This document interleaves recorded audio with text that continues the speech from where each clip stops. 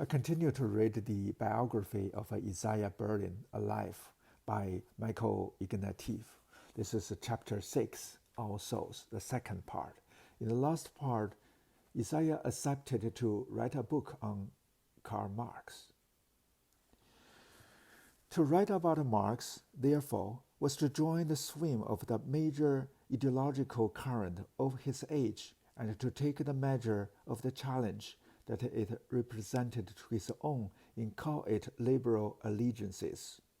What fascinated him was Marx's loathing for the very civilization he himself admired. This set a pattern that was to last for the rest of his life. He defended his own commitments by writing about those who were his sworn enemies. So ironic, self-mocking, uncommitted bourgeois decided in the spring of 1933 to spend 5 years in the company of a fiercely dogmatic ideologue who had despised everything Berlin stood for. It was certainly a bracing experience, but it was also a lonely one. For all the political interests in Marxism, there was no one in Oxford who worked on the history of Marxism as an intellectual specialty. In a wider sense, the study of history of ideas, let alone socialist ones, barely existed at Oxford. Berlin's originality cannot be appreciated unless this is understood.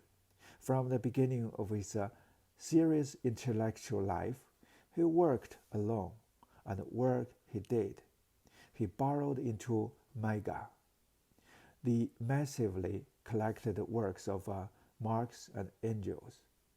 So let me stop to comment here. This is the first time that I realized that Mega means something else, because in America, Mega has a different meaning, as we know.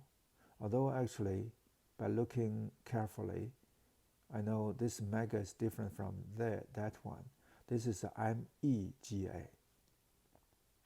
Okay, let me continue. He borrowed into Mega the massive collected works of Marx and Engels, published in German until Hitler's accession and then continued in Moscow. Having fluent Russian gave him a route to Marx, barred to most other English scholars, with the exception of E.H. Carr.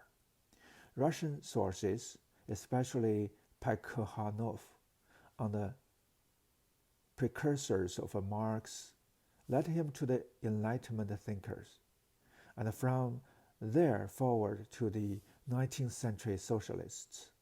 The reading he did between 1933 and 1938 provided Berlin with the intellectual capital on which he was to depend for the rest of his life.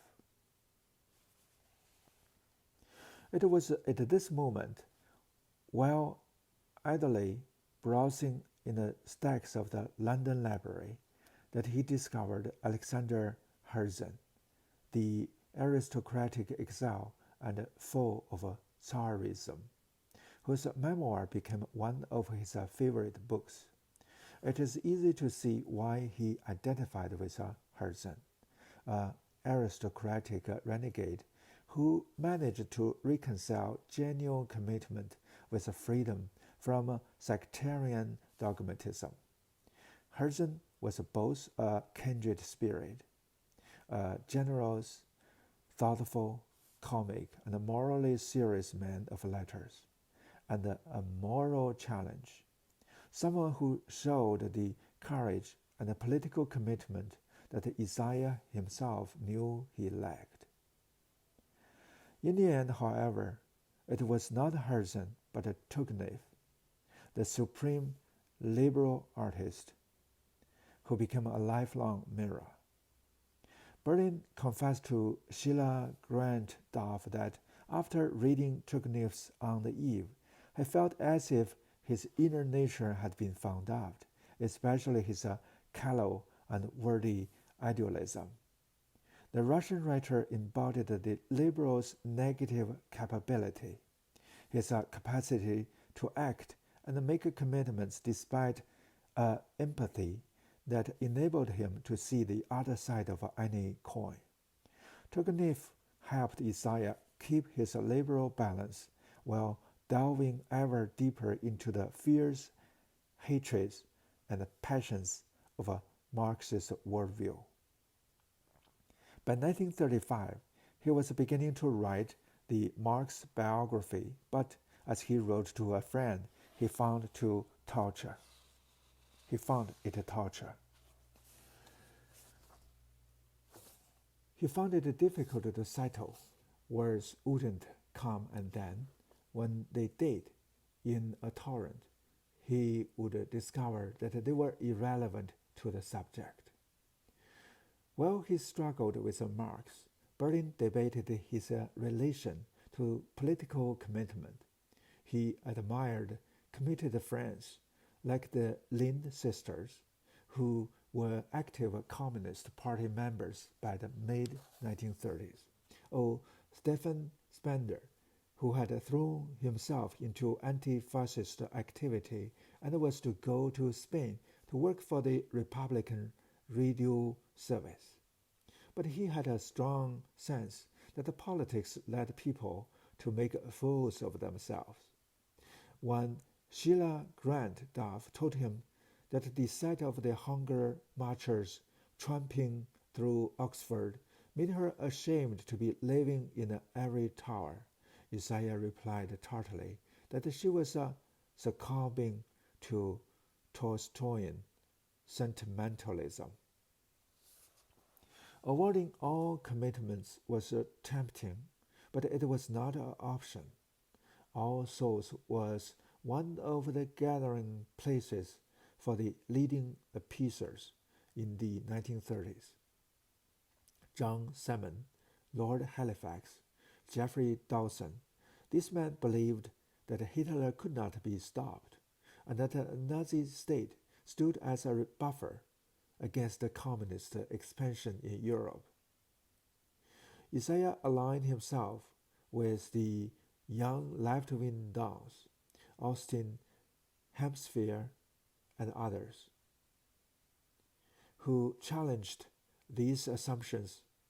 He was one of those who cornered Salmon, the Foreign Secretary, in the smoking room of All Souls after dinner in the autumn of 1935, and demanded that he impose oil sanctions on Italy for its invasion of Abyssinia. "And what then?" Sir John replied coolly. "Let Italy fall to the communists." "Let Italy fall to the communists' names? Question mark. Like most of his friends on the left, Berlin supported the Republican side in Spain.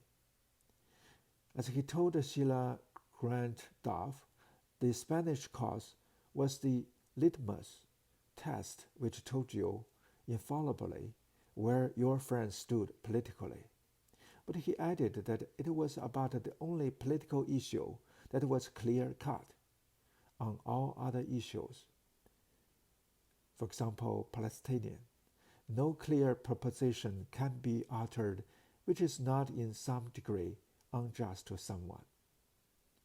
Like most of his friends, he was on the king's side over the abdication in 1936, believing that, in his awful and vulgar way, Edward VIII had stood for the Weimar Republic, libertarianism being allowed to be spontaneous and say what one wished. End quote. The victory over Baldwin and the church, enforcing his abdication, had ushered in a new era of Greek conformity. Berlin sided with the left, with what his friend Maurice Borra called the Immortal Front. But his politics always had a disengaged and mocking side. During the famous Oxford by-election of 1938, when Quentin Hogg, a colleague at All Souls, ran for parliament on a straight pro-appeasement, pro-Munich ticket against A.D. Lindsay, the master of Balliol, Berlin found the whole business more funny than serious. Seeing a car parked in a high street outside All Souls with a vote for Hogg is a vote for Hitler on its bumper, and seeing another car nearby with a vote for Hogg on its bumper, he transferred the latter sign to the first car. He watched the car drive away with the syllogism completed. A vote for Hogg is a vote for Hitler. Vote for Hogg. Not everyone took such a playful view for Munich and its aftermath. One of his Oxford friends, more Crosthwaite, resigned from the British embassy in Berlin in disgust. Sheila Grant Duff, by then in Prague, wrote a furious pamphlet exhorting Chamberlain's betrayal of Czechoslovakia. His friend G.L. Austin went to heckle at Hogg's meetings, and the election, which Hogg won, divided the town into bitter camps. Isaiah remained detached from the proceedings. Some of his friends, like Sheila Grant Duff and Adam Van Trott, thought him too detached and introspective. Every one of Isaiah's melancholies had its own anatomy. Sheila joked. He lacked a public spirit. Instead of the placid continuity of Isaiah's life in his ivory tower, she told Van Trott, she wanted a life of commitment and danger.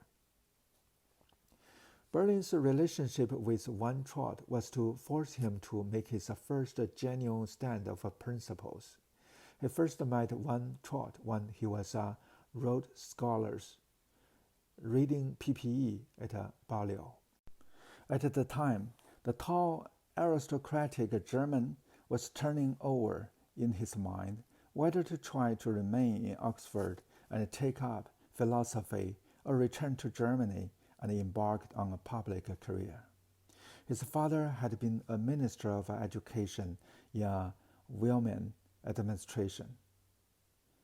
Adam formed part of the circle of left-wing, moneyed, and good-looking undergraduates who included Peggy Carnett, Douglas J., Sheila Grant Duff, Diana Habeck, and David Astor. Berlin and Van Trott were soon working together through Christchurch Meadows or around Edison's walk at Magdalen, talking philosophy. The extremely tall, thin Van Trott and the smaller, plumper, bespectacled figure at his side, striding between the limbs. The one earnest and long-winded, the other deflating, ironic, comical, and sharp. As Berlin remembered, whenever Van Trott got into difficulty with something, he would say, "At this point, I fall back on Hegel," like an acrobat falling safely backwards into a net. He believed in Hegel all right, but he wouldn't say what Hegel had said. It was meant to say, "You are being too pedantic, too exact. There is a larger way of thinking about this than you people in Oxford can conceive." Van Trott considered sitting the All Souls Fellowship exam, but when he got a second-class degree, he decided to return to Germany. He left Oxford in the summer of 1933 to return to work in the prosecutor's office in provincial Hesse. He told Isaiah and other friends that his country was very sick, leaving them with the implication that it needed him. In January 1934, the Manchester Guardian carried a report on discrimination against the Jews in the German courts, Van Trott wrote a letter to the paper declaring that, from his experience, no such discrimination was practiced in the court. While some of Trott's English friends argued that the letter served as cover to protect him from suspicion by the Nazi authorities, as he was already beginning to work against the regime, Isaiah was simply outraged. The facts of Nazi persecution were too obvious to be denied. While he pointed this out, Van Trott's defenders in Oxford accused him of a betrayal. Besides, they implied that he took the position he did simply because he was a Jew. It took 5 months before Berlin could bring himself to write directly to Adam in Kassel. Quote, "Forgive me for my very long silence. The MG Manchester Guardian incident led to a very small explosion on my part, I admit, both because I thought it in itself harmful, not in keeping with your character and beliefs, and more particularly because of the idiotic defenses of you put up in a spirit of uncritical loyalty by all your other friends. I felt irritation that all my arguments were taken only as evidence of a personal treachery and not estimated a siege." End quote. The explosion was not in fact very small.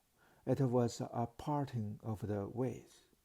Isaiah's indignation was, as he put it, a fact about him.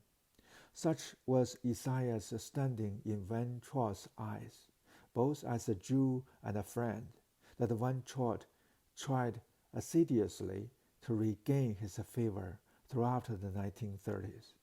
In his letters, Adam subtly and ironically invoked the vanishing cultural solidarity of Europe and said he wished he could read Isaiah's ongoing study for Marx.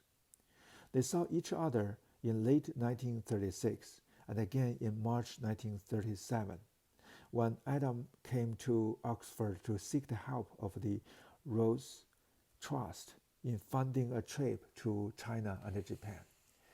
On his return from China, he sought Isaiah's approval for returning to Germany and taking up a teaching post. Quote, "I can see you shake your head, but what is the alternative? All clear out and surrender? I know you wouldn't agree to that either.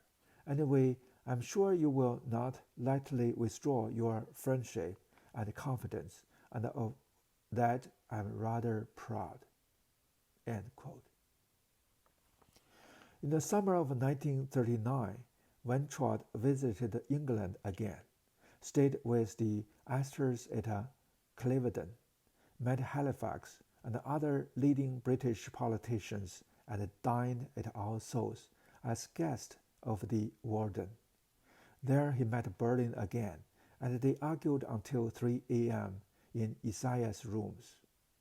Van Trott said to him that unless England and France stood up to Hitler, war would come and Hitler might win it. Isaiah asked what he thought should be done. Germany must be surrounded and stopped. This must be done very soon. German expansion must not occur.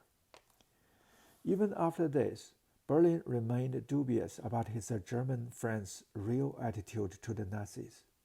Van Trott told English friends, for example, that Hitler's coming to power was a Hegelian watershed in European history and, for his own privileged class, a necessary chastisement. Isaiah's suspicions of Van Trott were perhaps influenced by the fact that in this period, Oxford was visited by a number of Germans sent by the regime to influence British opinion in a pro-appeasement direction. He remembered one particular clumsy member of the German aristocracy who, in the common room of All Souls, happened to say that he thought German territorial demands in Europe were as reasonable as British imperial claims overseas. This remark, delivered into the stillness of the common room, was suddenly interrupted by a guttural growl from a man whom Isaiah had never seen before, seated in one of the window recesses. Quote, "We Jews and the other colored people think otherwise." End quote. The stranger growled and stalked out. This was Isaiah's first encounter with the Polish-born historian and devoted Zionist Louisa Namier. Even when Van Trott committed himself to plotting against the Hitler regime, it was not clear to Isaiah whether he did so because he opposed it morally, or because he feared Hitler's defeat would destroy Germany and ruin his own chances of becoming a major political figure. Berlin shared these doubts with his friends, particularly Maurice Bauer, and they were to have serious consequences. After the war began in 1939, while America was still neutral, Van Trott visited Washington and met Felix Frankfurt, by then a Supreme Court justice and a confidant of Roosevelt, in an attempt to persuade influential Americans to stay out of the war with the Germans, in the hope that, given time, the domestic opposition, led by men like Van Trott, would overthrow Hitler. Berlin had already given Van Trott letters of introduction to Frankfurter on an earlier visit to Washington. But on this occasion, Bauer wrote to Frankfurter, casting doubt on Van Trott's reliability.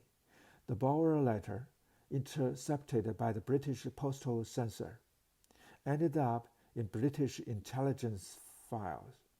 When in 1943, Van Trott, by now committed to the assassination of Hitler, tried to make a contact with the British Secret Service, the British refused a meeting. Afterwards, Van Trott's English friends, chiefly David Astor, blamed Bauer for compromising him with British intelligence. They believed, therefore, that Bauer bore some responsibility for Van Trott's arrest and execution. After the failed Van Schefferberg plot of July 1944, indirectly, Astor also blamed Berlin. While Bauer publicly repented his lack of trust in Van Trott, Isaiah remained adamant. Much later, long after Van Trott's heroic and terrible death at the hands of Nazi tortures in 1944, Berlin still refused to join the general consecration of him as a hero. In a letter to Sheila Grant Duff, written in 1956, he said that he had no wish to denounce the myth of the pure-hearted Democrat and a man of a rigid principle, but in reality he had been an ambitious, fascinating, self-dramatizing, personally delightful, and politically ambivalent figure with a passion for very high-level intrigue. The Van Trott story reveals the tenacity with which he resisted a sentimental undertow in others, his ruthlessness in judgment, and the role of Jewishness in defending his ultimate commitment. That's the end of chapter 6.